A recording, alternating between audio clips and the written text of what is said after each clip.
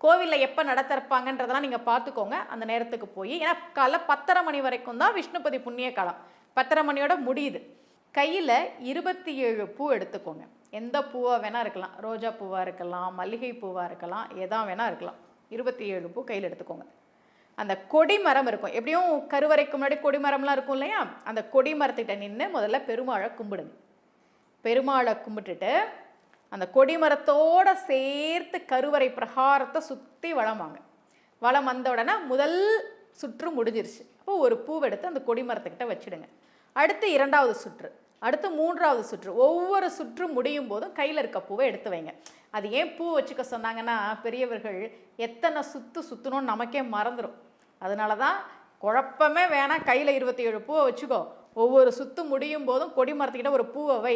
அப்போ 27 சுற்றி முடிச்சுட்டா கையில் பூ இருக்காதுன்றதுக்காக தான் 27 பூவை வச்சுக்கிட்டு சுத்த